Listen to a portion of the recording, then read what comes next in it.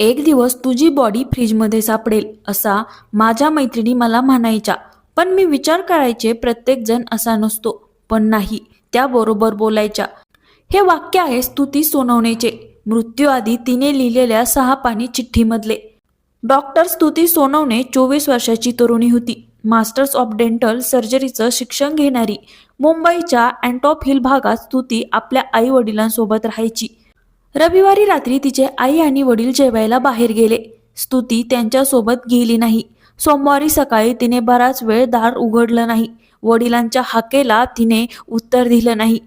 तेव्हा तिच्या वडिलांनी ते दार तोडलं आणि त्यांना समोर दिसला तो म्हणजे पंख्याला लटकलेला स्तुतीचा मृतदेह. टॉपर असलेल्या 24 वर्षाच्या मुलीने स्वतःला संपवणं जितकं धक्कादायक होतं तितकीच धक्कादायक होती तिने मृत्यूआधी लिहिलेली 6 पानांची चिठ्ठी. त्यात तिने लिहिलं होतं की फुझेल मोहम्मद खान आपल्याला त्रास देत असल्याचे तिने दावे केले होते. परंतु स्तुती सोनवणे सोबत नेमकं काय घडलं ते बघूया या व्हिडिओमध्ये. नमस्कार, मी आरती आणि तुम्ही बघताय विषय चौकातला. रविवारी 8 मार्चला स्तुतीच्या आई वडिलांनी तिला बाहेर जेवायला येण्याचा आग्रह केला.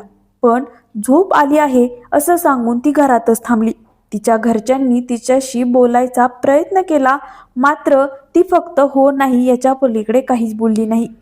सोमवारी सकाळी बराच वेळ झाला तरी तिने दरवाजा उघडला नाही, म्हणून तिच्या वडिलांनी ताकद लावून तो दरवाजा तोडला. तेव्हा स्तुतीने स्वतःला संपवल्याचं दृश्य त्यांना दिसलं. तिचे वडील बजरंग सोनवणे यांनी लगेच पोलिसांना फोन केला.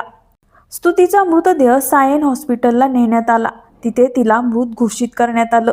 पोलिसांनी या प्रकरणाचा तपास सुरू केला. तेव्हा त्यांना एक चिठ्ठी आढळली आणि त्यातून स्तुतीने टोकाचं पाऊल का उचललं याचा उलगडा झाला. स्तुतीने या चिठ्ठीमध्ये फुझेल मोहम्मद खानचा उल्लेख केला होता. 31 वर्षाचा फुझेल हा लोअर परळचा रहिवासी होता. पेशाने तो ॲडव्होकेट होता. स्तुतीने लिहिलेल्या चिठ्ठीमध्ये पहिल्या पानावर फुझल आणि ती दादरला कसे पहिल्यांदा भेटले, त्यानंतर पिझ्झा खाणं पिणं, अलिबागच्या ट्रिप्स, बाईक राईड्स, त्याने तिच्या वाढदिवसासाठी ताज हॉटेलमध्ये बुक केलेली सजवलेली रूम, रविवारी सकाळी उशिरापर्यंत एकत्र असणं, अशा अनेक गोष्टींचा उल्लेख केला होता. सोबतच तिच्या अडचणीच्या काळात त्याने कशी मदत केली हे सुद्धा सांगितलं. पण दुसऱ्या पानावर मात्र तिने फुझेलवर अनेक आरोप केले.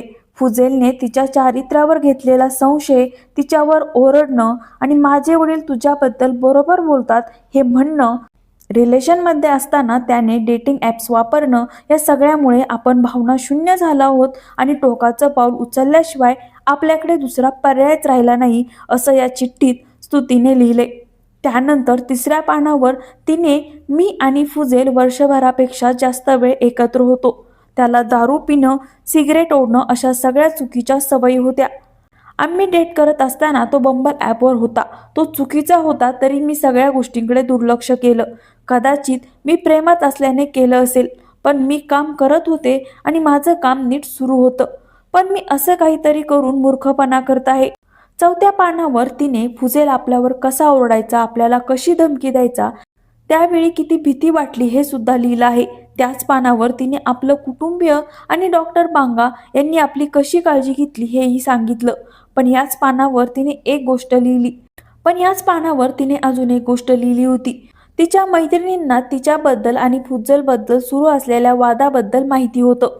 त्यामुळे त्या तिला मस्करीमध्ये म्हणायच्या, एक दिवस तुझी बॉडी फ्रीजमध्ये सापडेल आणि आम्हाला तुझी बॉडी फ्रीजमध्ये बघायला आवडणार नाही.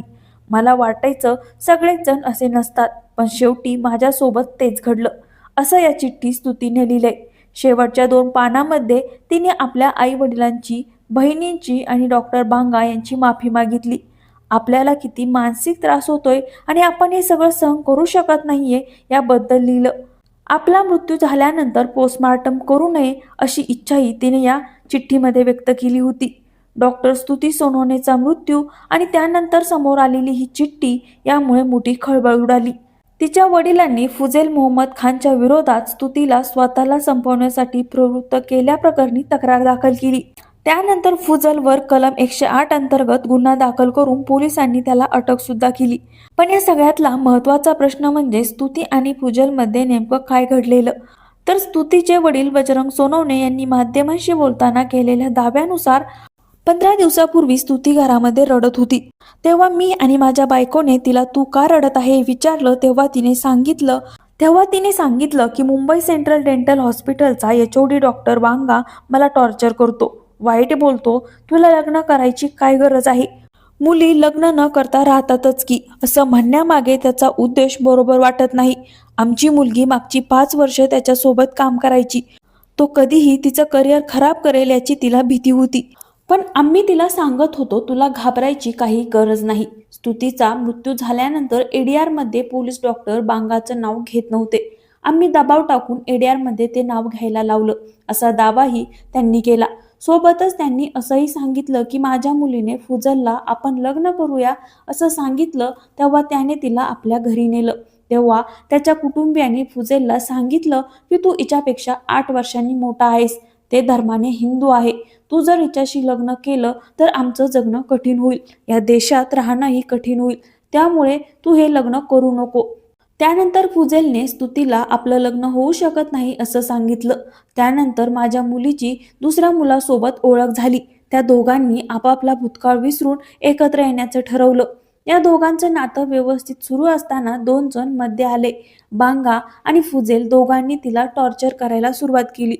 ज्या मुलाशी तिचं नातं सुरू होतं त्याने आम्हाला याबद्दल माहिती दिली, असं स्तुतीचे वडील म्हणाले. पोलिसांनी आम्हाला स्तुतीची चिठ्ठी दाखवली तेव्हा आम्हाला फुजेलबद्दल समजलं. तिने दुसऱ्या नात्याबद्दल सुद्धा आम्हाला सांगितलं नव्हतं. आम्हाला तिने बांगा तिला कसा आणि किती त्रास देतो आणि पर्सनल कामं कशी सांगतो हे सांगितलं होतं. आता आमची मागणी एवढीच आहे की पोलिसांनी या सगळ्या प्रकरणाची चौकशी केली पाहिजे. जो कोण नराधाम आहे त्याला शिक्षा केली पाहिजे. थोडक्यात एका बाजूला स्तुतीने लिहिलेल्या चिठ्ठीमध्ये फुजेल सोबतचं नातं आणि त्याने चारित्र्यावर घेतलेला संशय, तिच्याबद्दल वापरलेले चुकीचे शब्द याचा उल्लेख आहे. तर सॉरी डॉक्टर बांगा यांनी कायम माझी काळजी घेतली असा उल्लेख डॉक्टर बांगा यांच्याबद्दल तिने केलाय. त्यामुळे तपासात या प्रकरणाबद्दल नेमकं काय समोर येतं हे पाहणं महत्त्वाचं असेल. तर या घटनेबद्दल तुमचं काय मत आहे हे कमेंटमध्ये नक्की कळवा आणि आपला विषय चौकातला या यूट्यूब चॅनलला नक्की सबस्क्राईब करा.